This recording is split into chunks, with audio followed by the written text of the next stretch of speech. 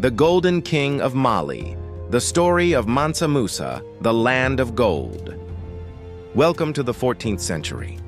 Long before the modern era, the heart of West Africa was home to one of the most powerful and prosperous empires in human history, the Mali Empire. At the center of this empire ruled a man whose name would echo through the centuries. His name was Mansa Musa, which translates to King Musa.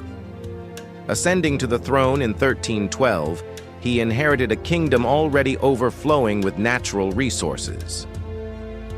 In the 14th century, the Mali Empire stood as one of the richest and most powerful kingdoms in the world. At its peak, under the rule of Mansa Musa, Mali became a symbol of wealth, learning, and cultural greatness.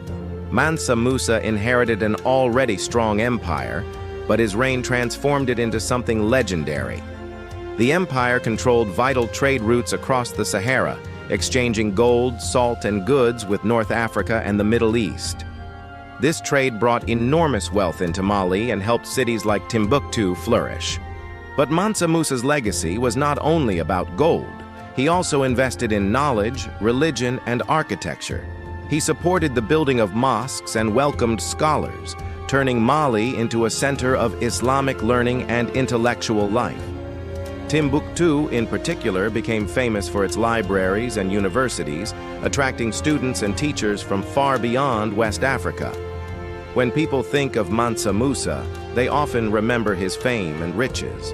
But his true impact was even greater. He helped shape Mali into a powerful empire that influenced trade, education, and culture across the African continent and beyond. The source of wealth.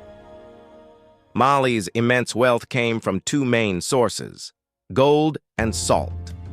The empire controlled the vital trans-Saharan trade routes.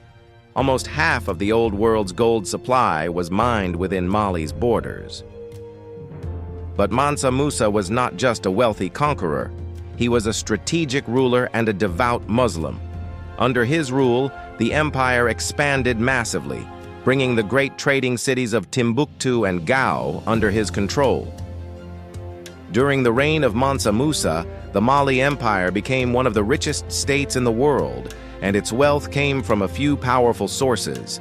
The most important was gold. Mali controlled major gold fields in West Africa, especially in regions like Bambouk and Bouré.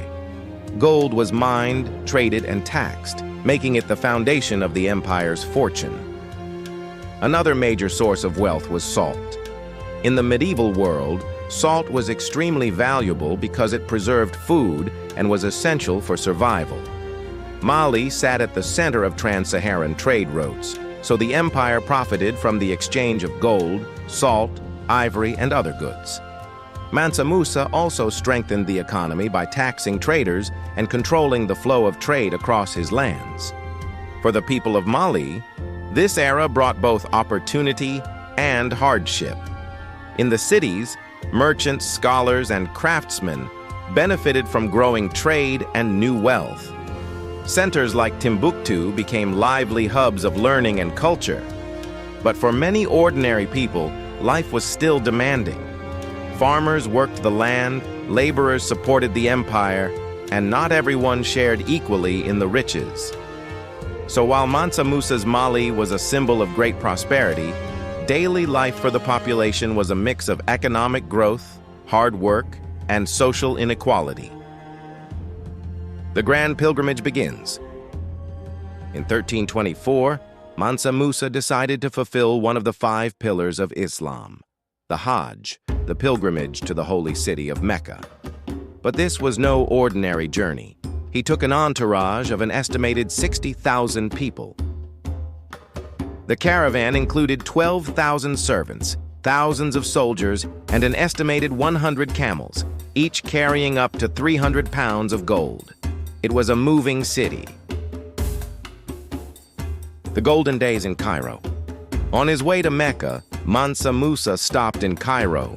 His generosity was legendary. He gave away so much gold to the poor and in the markets that he single-handedly caused massive inflation. The sudden influx of wealth was so immense that the value of gold in Egypt plummeted and took more than 10 years to recover. This event put the Empire of Mali firmly on the map of the world. The intellectual boom. Mansa Musa returned to Mali with a grand vision. He brought with him some of the greatest scholars and architects from the Islamic world, including the famed Andalusian architect Abu Ishaq al-Sahili. With their help, Timbuktu was transformed into a premier center of learning and trade. The Sankore University became a world-renowned institute, attracting thousands of students from across Africa and the Middle East.